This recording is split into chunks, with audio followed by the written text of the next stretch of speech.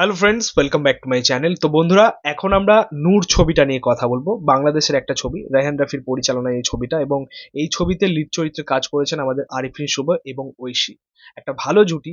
এবং এই ছবিটা তোমাদেরকে বলে রাখি যে আজ থেকে 4-5 বছর আগেকার একটা ছবি, এতদিন পর্যন্ত সেলফ হয়েছিল আর কি। এই ছবির প্রোডাকশন হাউস, আগে যে প্রোডাকশন হাউস ছিল তাদের সাথে কিছু সমস্যার কারণে ছবিটা এতদিন সেলফ হয়েছিল। ফাইনালি ছবিটাকে মুক্তি দেওয়া হয়েছে, বাট সিনেমা হলে নয়, বায়োস্কোপ ওটিটি চ্যানেল। ছবিটা আমার ফাইনালি দেখা হয়েছে।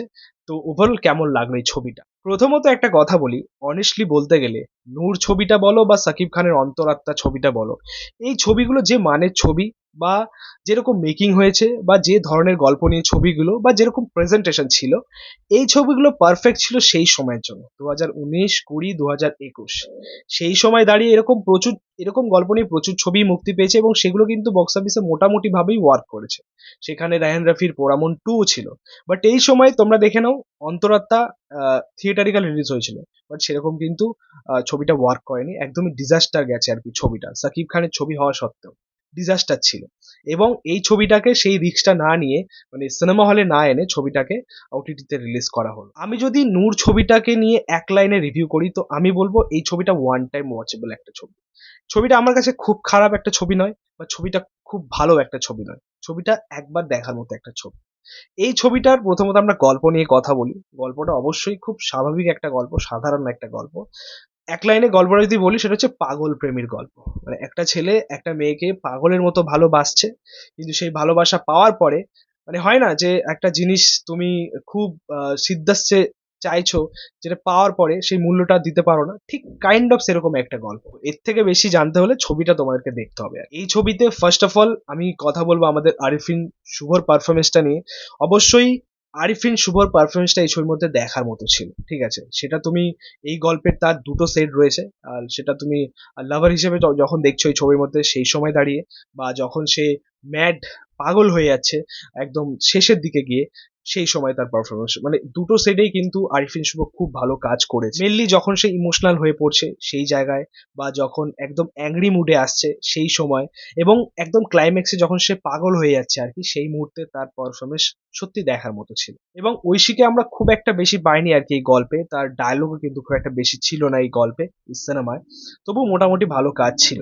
আমার মনে হয় যে এই ছবিতে আরিফিন শুভর যেরকম অভিনয় ছিল, যেরকম পারফরমেন্স ছিল, এই ছবিতে তাকে আরেকটু সময় দেওয়া উচিত ছিল, গল্পে আরেকটু সময় দেওয়া উচিত ছিল।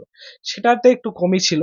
বাট ওভারঅল পারফরমেন্স বেস্ট একটা গল্প বলতে পারো, ছবি বলতে পারো, যেটা ওয়ার্ক করেছে মোটামুটি ভাবে।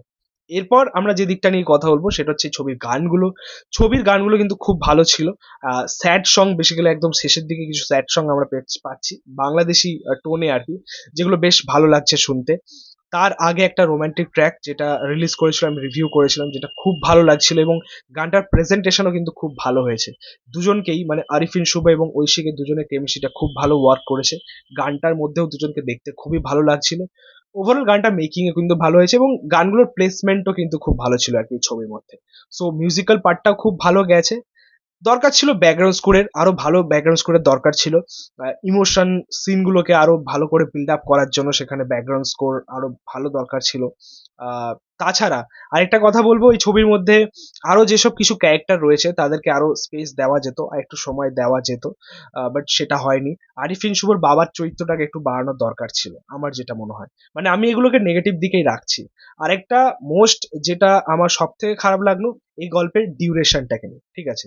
এই ছবির ট্রেলার যখন মুক্তি পেয়েছিল, 1-1.5 মিনিটের ট্রেলার করা হয়েছে, এবং আমি তখনই তোমাদেরকে বলেছিলাম যে এই ছবিটার ডিউরেশনও কিন্তু খুব কমই হবে, 2 ঘন্টার মধ্যেই। তো সেরকমই কিন্তু এই ছবির ডিউরেশন হচ্ছে প্রায় দেড় দেড় ঘন্টার একটা ডিউরেশন। মানে খুব শর্ট একটা সিনেমা। হয়তো ছবিটাকে সিনেমা হলের জন্যই মেকিং করা হয়েছিল, প্রস্তুত করা হয়েছিল, বাট আনফর্চুনেটলি কিছু কাটস করে আর কি ছবিটাকে ওটিটিতে রিলিজ করে ওয়েব ফিল্ম বানানো হয়েছে। যেদিকে বলবো যে ক্যাচি তো ছিল, বাট আমার তো মনে হয় যদি ক্যারেক্টারগুলোকে আরো বিল্ড আপ করা যেত, যেরকম আমাদের আরিফিন শুভর চরিত্রটা, বা ঐশীর চরিত্রটা, বা এখানে তার বাবার চরিত্রটাকে, সেই চরিত্রগুলো যদি আর একটু ভালো করে বিল্ড আপ করা হতো, তাহলে হয়তো আমার মনে হয় যে ডিউরেশনটা একটু বাড়তো, গল্পেরও একটা এনহ্যান্সমেন্ট দরকার ছিল। এখানে আরিফিন শুভ ঐশীর, মানে প্রেমের গল্পটাকে এত শর্টলি দেখানো হয়েছে, যেখানে পরের যে অংশগুলো গল্পের, সেগুলো আর সেভাবে মানায় না, মানে সেভাবে আর জাস্টিফাই হয়নি আর কি বিষয়টা। সত্যি বলতে সবকিছু যেন হুটহাট হয়ে যাচ্ছে, মানে এরকম একটা ফিল কাজ করবে। তাছাড়া প্রেমের যে পোর্শনটা রয়েছে সেটাকে বাড়ানো উচিত ছিল। একটা প্রেম সেরকম গভীরতা পাচ্ছে বলেই তো শেষে গিয়ে সেই নেগেটিভ ইম্প্যাক্টটা ওয়ার্ক করবে বা সেই ধাক্কাটা ওয়ার্ক করবে। সব থেকে দুর্বল বিষয় এটাই ছিল আর কি ছবির মধ্যে, যে সবই আমরা গল্পের মধ্যে পাচ্ছি।